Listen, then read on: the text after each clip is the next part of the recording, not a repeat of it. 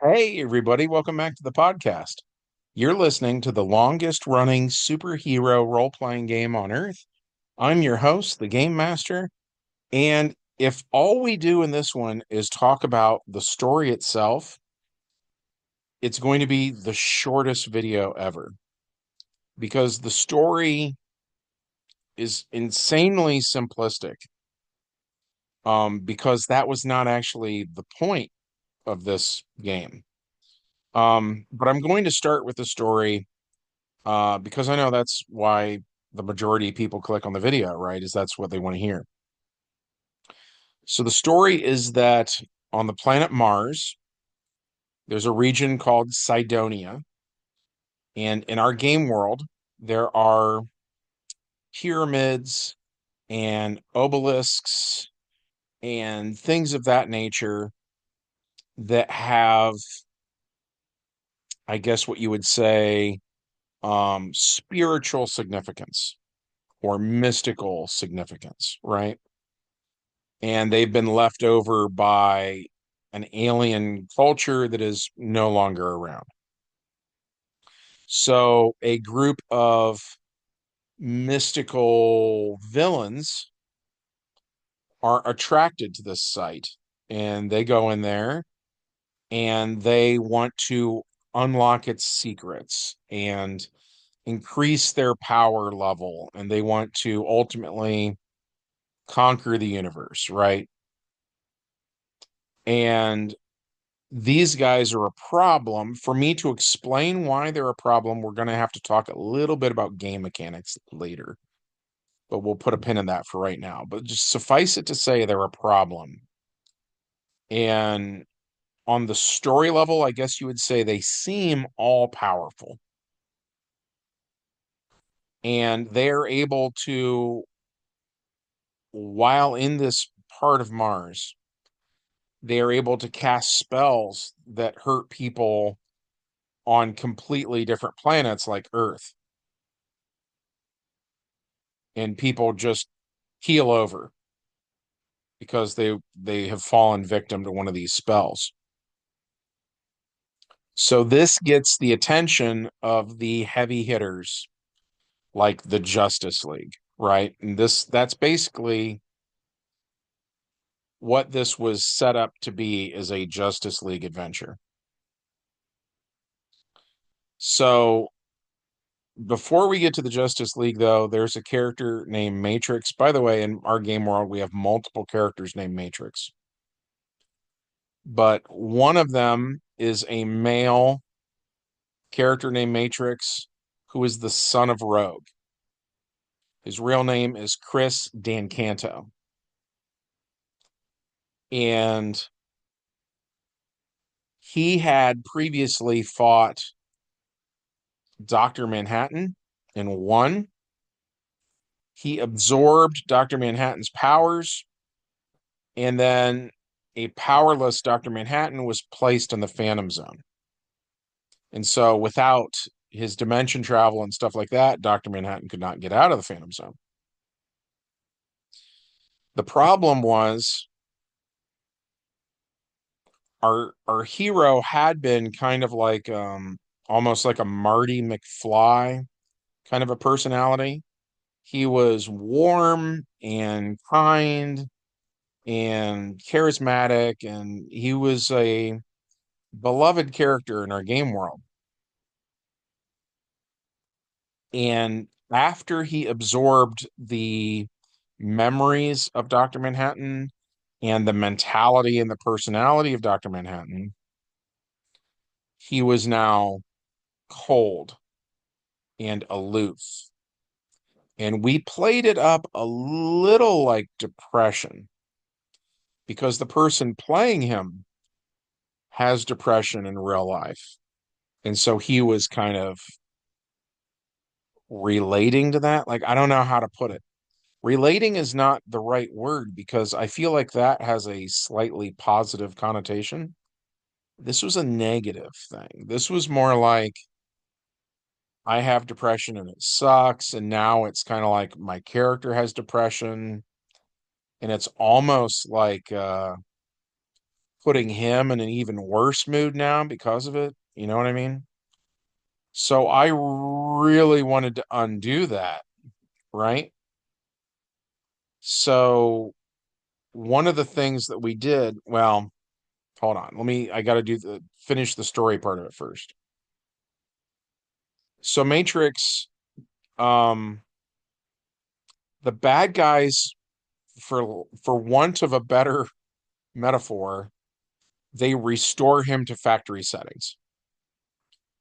In the process of them seeing him as a threat and trying to get rid of the threat, they shut down all that power he had absorbed. And I'll talk more about that here in a little bit. But so he is now right back to square one, where the only power he has is the ability to absorb other people's powers, and that's it. And we haven't seen him at that point since the mid 90s. So that's kind of cool. Um, but so he's knocked out, and then in comes the Justice League.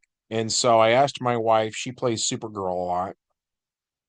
I asked her who she wanted to play. She chose Supergirl. And I don't know if she thought, the her super speed would allow her to deal with these guys, or I'm not sure. But unfortunately, Supergirl got knocked out. And of course, Supergirl and Superman both got knocked out. They both have a vulnerability to magical attacks. So that was a problem here, right? Um, Wonder Woman got knocked out. Martian Manhunter got knocked out. He had other family members. They got knocked out. Um, uh, the Shazam related characters, they all got knocked out. Nobody in the Justice League was able to stop these guys, basically. Um, and so at the end of the day, and I will explain why I think this is a good thing to do. At the end of the day, we have a GMPC who, on more than one occasion, I've referred to him as our safety net. That if things go incredibly badly in the game, we will bring him in and he will right the ship. And so that's what happened. And for a lot of people, they would see that as like a huge bummer that an NPC saved the day. I'm going to explain why, what the trade-off is. Why, for us, for my circle of friends and gamers, we are willing to have that happen sometimes, even though it's a bummer, because the payoff is far greater. So, okay, geez, so now you know the story of this one, and now I need to explain everything else. Where should I even start? Um, okay, so I don't run every game for story reasons. Sometimes I do. Sometimes I think of a story that I feel like I've never seen before, and I want to share it for that reason, that it feels original, right? Sometimes I think of a story that is completely unoriginal. I've seen it a million times, and maybe I want to do it for some other reason, like, say, nostalgia. Maybe it's just something near and dear to my heart, and I like the familiarity of it. Sometimes I will see two characters that just have something in common, and it occurs to me to then put them together, right? And so, what I mean by that, like a good example of that would be in the mid 90s when Jim Carrey did the movie The Mask, which I would assume a lot of my listeners are familiar with. And then probably a lot of the younger listeners have never heard of The Mask.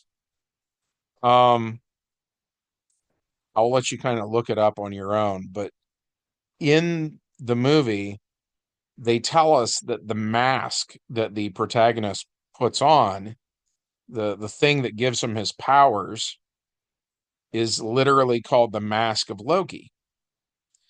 So when me and all my friends saw that movie back in the day, we all walked away from it with the exact same thought, which was the obvious crossover here, right?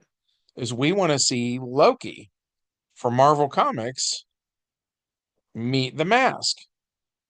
It made sense to us he would want his mask back. So we ran that as an adventure back in the day. And by the way, for anyone who's curious, Stanley Ipkiss, the protagonist, managed to win that encounter, right? Good guy triumphed, bad guy lost. But at any rate, so we saw that kind of like a couple of jigsaw puzzle pieces that fit perfectly together. So we just had the urge to put them together, right? It was that simple. Even though it was really just a beat 'em up. It was just a fight. There was no story to it hardly. Um, and then around the year 2000, when I owned my comic book store, I was running games there all the time. One week, I ran Superman versus Dr. Octopus. And it wasn't that for some reason I thought they belonged together. Really, it was just that I had never seen it. I had seen Superman fight Doctor Doom. I had seen Spider-Man fight Lex Luthor. I'd seen Spider-Man fight the Joker. I'd seen lots of crossovers, but I'd never seen Superman meet Dr. Octopus. And I just decided to do it one week because I felt like no one else had. And by the way, as a brief aside, I remember telling my friends, and 99% of my friends were kind and patient and polite and so on and so forth. And so when I pitch them this idea of an adventure, if it was something they had never thought of before, and this fell into that category, they would go, "Oh, well, that's interesting. What made you want to do that? Or what's the thought process there? So on and so forth." But there was this one guy who played with us named Carl, and he was the opposite of all that. Carl was so quick to get angry and to tell you you're stupid and to call you just every name in the book. You know what I mean? And so I remember asking Carl, I was like, "Hey, Carl, is Dr. Octopus smart?"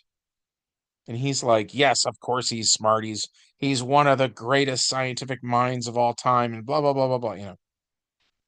And I was like, "Oh, okay. Hey, Carl, is Lex Luthor smart?" And he starts to quiet down because he's starting to put it together, right? And I'd be like, "Hey, Carl, do you think maybe Dr. Octopus is so smart he would like go look for some kryptonite or maybe like build like a red sunlight ray gun or you think maybe he would do something like that?" And Carl was kind of quiet. And by the way, we ran that game and it was awesome. Superman won, but it was awesome. It was a lot of fun. Everybody had a great time. But it's another example of it was at the end of the day kind of a beat 'em up. It wasn't Shakespeare or anything, right? That's not why I was running that one. So the game that I ran with the Justice League on Mars and all that stuff was kind of like a science experiment in a way. Because like in DC Heroes, there's this power called sorcery. It can be substituted for every other power in the book, including um enchantment. And so what that means is if you have 10 piece of sorcery and you sub it for enchantment, you now have 10 piece of enchantment. So for instance, I could go up to say Batman, who has a strength of 5 and I could enchant his strength, and it would be raised by 10 points. So now he would have a strength of 15 for the duration of that spell or whatever you want to call it, right? So that's how enchantment works. Well, so in the course of this adventure, I had 13 magic users who all had 10 EPs of sorcery, and they're all inside of the face of Mars, which in our game is this big hollow dome. And by the way, just as I said, Carl was quick to anger. I want to mention this too. I'm sure somewhere out there right now is somebody that is angry at how I'm running the face of Mars in my game. And they're typing a comment in the comments section that's in all caps. And they're going to call me an idiot. They're going to say, "Don't you know that's just a mountain and that's just an optical illusion," and so on and so forth, right? From my point of view, anytime I'm at a point like this, it's like a fork in the road. And I could go the one way of saying, "You're right. It's totally mundane and boring, and it's just a worthless pile of rocks," right? Or I could go with the thing that is far-fetched and fantastical and weird, because usually those things in my book equate to interesting, right? And for sure, that starts to sound way more like an adventure to say, you know what? Yes, it is this mystical location that attracts these bad guys who are into the occult, and they want to learn its secrets and gain its power and become godlike beings who are going to completely dominate the universe and da da da da da, right? So that's why I do that. Um, the other thing, while we're kind of on the topic, is I'm surprised how many people leave me comments about the fact that there's stuff in my game that is not how science works in real life. The reason that always kind of surprises me is because I would assume in real life radioactive spider bites probably wouldn't make you stick to the wall, right? Gamma rays are probably not going to allow a 200-pound guy to become a 2,000-pound guy, but then he calms down and he weighs 200 pounds again.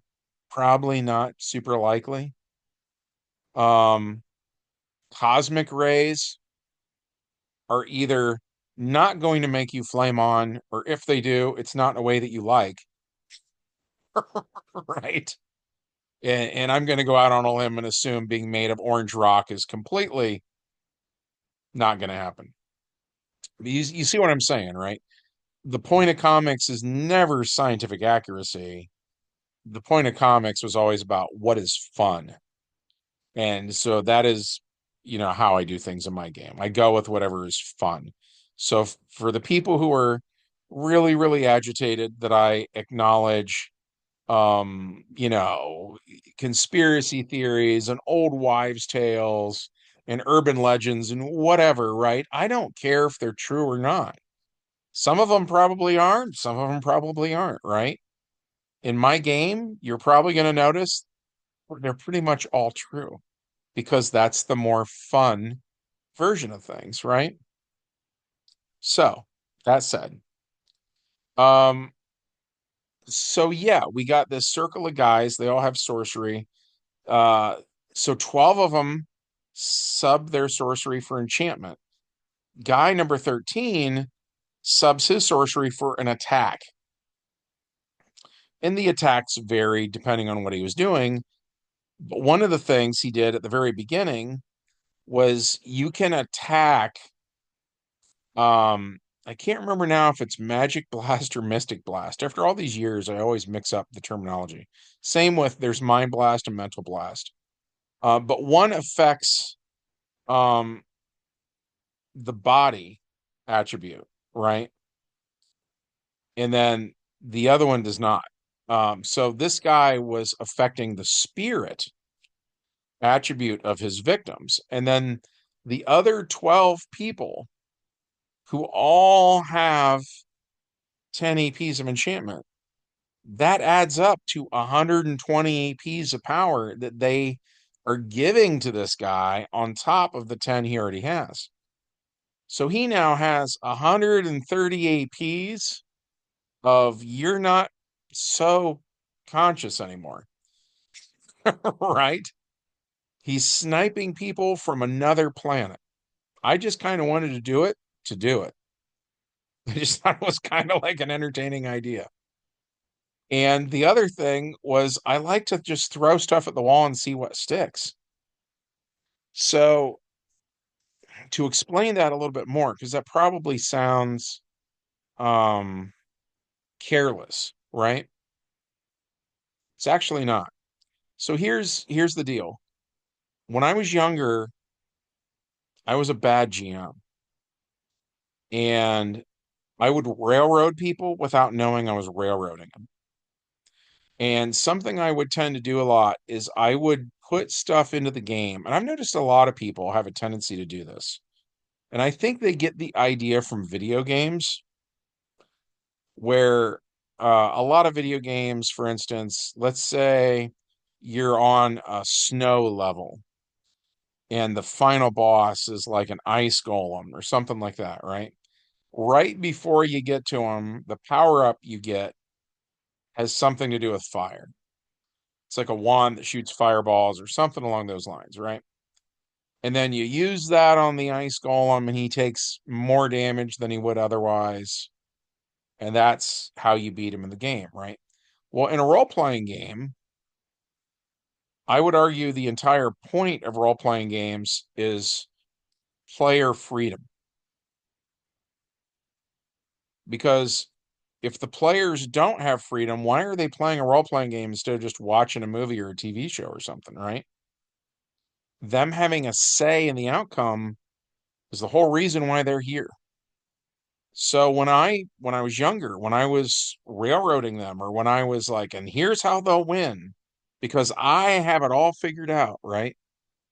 Um, that sucks for them, right? And the other thing is, if you're like beating the ice guy with the wand of fireballs, it's super obvious. And a lot of times, super obvious equals not fun, right? Conversely, what I started to do is I started to just present a problem and see what my guys did, see what the heroes do. And I find that 80% of the time, maybe, they just come up with something brilliant on their own. They just rise to the occasion and they think of things that I never even considered, right? And those solutions, especially when they're unorthodox and they feel like they're thinking outside of the box, stuff like that, right? That makes them so much more happy. You know, I find that they don't want the obvious thing like the wand of fireballs. They really would rather come up with some plan where it's like, oh, we're going to use sound waves and we're going to make cracks in the ice and, whatever it is they happen to go with, right? They like that way more than whatever I was going to pick out for them to do. So, the thing is, like I said, I can put my heroes in what seems like a no-win situation, and I think about 80% of the time they win. It feels like it. I've never like looked at the actual number of adventures or anything. It seems like it's probably in that ballpark, right? But the trade-off of all of those good times and all of those satisfying endings and all that is the other 20% of the time that they can't think of anything. You know what I mean? Maybe it's less. Maybe it's 10% of the time. I don't know. But there are times though when they don't rise to the occasion. They do everything that they can do. They gave it their best. And their best wasn't good enough. So of course they don't like that. That's not fun, right? But think about that for a minute. Imagine that that was 100% of the time. Imagine that every single time they play the game, they know they will win. I actually don't think that would be fun for them either, right? So believe it or not, I think that 80% or whatever it is, I think that is the sweet spot, you know, where they win a lot. They feel good about that, but there's still this element that this might not go well for them. And I've said this before on my channel, I'm a big believer in a game master having a GMPC who is a character who has enough power that they can fix whatever the problem is. You know, when you get to these moments, and by the way, let me be clear where I draw the line. For me, priority one actually is we need to be able to play the game next week. I will let things go pretty far this week. I will let individual characters die. I will let important relics be destroyed, priceless heirlooms, things with great sentimental value to the gamers in and out of game. I will let beloved locations be destroyed. You know, I will let things go pretty far. Where I draw the line is whether it is through their actions or my own. If something's happening that is going to mean that we don't get to play the game anymore, like we wreck the entire game world, right? Then I will have the GMPC come in and kick whatever butts need kicked. And by the way, when those moments happen for my group of players, and obviously your mileage may vary, my players like it. They root for them. I have literally had people at my game table cheer, uh, and be like, "Yeah, you know, stomp them, big guy," you know, stuff like that. Uh, but yeah, you know, that's why I run games like this. And I know that on your end, hearing it as a story, that's not what you usually see in a Hollywood thing, right? You wouldn't go watch a Batman movie and like in the end the Joker wins and Batman loses, and then at the last second, like Superman just shows up and solves the problem, and you know what I mean? Like I get it. Yeah, people would probably not want to go see that movie, but like I said, in gaming, the point is player freedom. That, you know, that's not how movies work, obviously. So you end up with sort of different rules for how games go versus what would you call it, more passive versions of entertainment. Um but yeah, I'm trying to remember if there's anything else I left out of this one. I don't know. Um and nobody got hurt. You know, the Justice League all went after these guys, and the Justice League, they were only knocked out. You know, everybody woke up, everybody was fine. There was surprisingly kind of nothing happened for as much of a threat as the bad guys seemed like. And by the way, that's another thing I do in my games is how would you put it? My bark is worse than my bite. I feel like I'm really good at kind of puffing up and making things seem like very end of the world, huge, larger than life threats, you know. And then at the end of the day, though, kind of nothing happened. This was one of those. Um, but yeah, I think I covered everything. Hopefully, I didn't forget anything. Um, if I did overlook something, put it in the comments. Remind me of whatever it was, and I will uh put my answer then, or put the additional information in the comments section. The other thing I wanted to talk about here at the end, um, I record these videos pretty far in advance these days. And it's kind of about the balance between, how much time am I spending on YouTube versus how much time am I spending with my family, stuff like that. So as of me recording this, it is January, and I've been watching on the news, Los Angeles is on fire. And first of all, as sincerely as I can possibly say it, my thoughts and prayers really genuinely do go out to everybody affected by this. It's such a tragedy.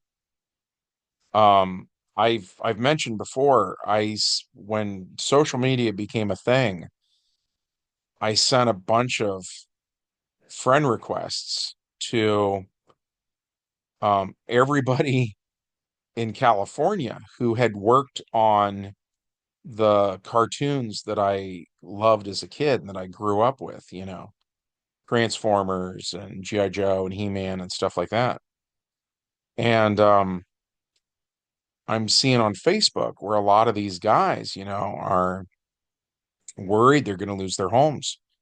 And a lot of them, and I mean no disrespect, a lot of them haven't worked for a long time. They were adults when I was a wee little guy, and I'm like 50 now.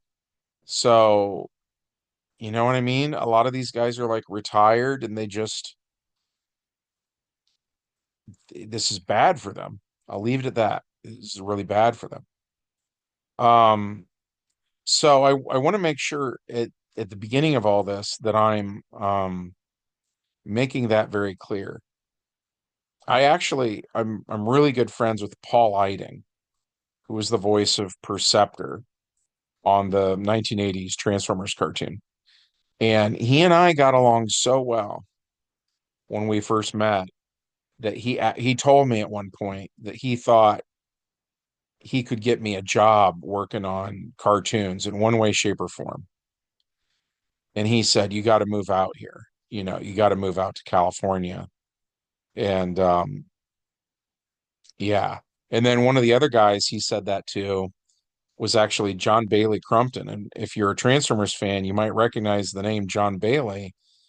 He was, I believe, the voice of most of the Decepticons in the Bumblebee movie. I mean, he's kind of done pretty well for himself.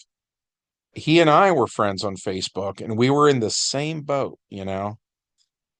And Paul Eiding invited us both out there, and John Bailey said yes. And I asked my wife if she was willing to relocate to California, and she said no. So that's why we didn't. But I'd wanted to move to California for ages. And I always, I would grow up seeing it in movies and, TV shows and all that. And I, that was always kind of like a fantasy of mine in a way. And to watch it burn is just crazy for me. I mean, maybe you guys don't feel that way, but for me, it's just like surreal. So I want to approach the next idea very carefully. I don't want you guys to get the wrong idea. I don't want you guys to think I'm being a jerk or anything. Quite the opposite. I'm trying to figure out how do I not be a jerk in this situation? And that is that this brings up some of the same problems that 9/11 did when that happened. And I talk about that in my 9/11 video, but you know, our Superman can travel through time because our Superman is like a pre-crisis Superman basically. And he used to just commute back and forth to the 30th century by flying faster than the speed of light and stuff like that, right? So why does anything bad ever happen in the game if Superman can do that? You see where I'm going with that? Like with 9/11, why didn't Superman just fly back in time and catch the plane before it hit? And just so on and so forth, right? And again, I'm not trying to be disrespectful to anybody, but it applies to this fire. Is I'm watching this on TV, and part of the of my thing, because I've been playing this game for 40 years now, right? It's anytime I watch a TV show or a movie or something, I'll see a person like fall off a building, and in my mind, I'm thinking about how much damage they would take when they hit bottom. And you know what I mean? Like I can't turn it off. It just is always kind of running 24/7 for me, right? But so I'm watching the news and I'm watching this god awful fire. And one of my thoughts is like, what are we going to do in game? Because the superheroes could put that fire out for sure. But then, it's kind of like there's what is logical in game. And like I said earlier, when I said comic books, the point is not necessarily logic, right? Um, is this going to be like a huge moment in American history? And we want the game world to match the real world. Do you see where I'm going with that? Like, I would really like you guys to put that in the comments section. What would you do? Would you just have the heroes put out the fire? You know what I mean? Would you have the game world diverge from the real world? Or would you see it more like there are reasons why that would seem insensitive, so it shouldn't be done? You know what I mean? Let me know. Let me hear you guys weigh in. Because like when 9/11 happened, we had a similar conversation back then, and it was not a one day conversation.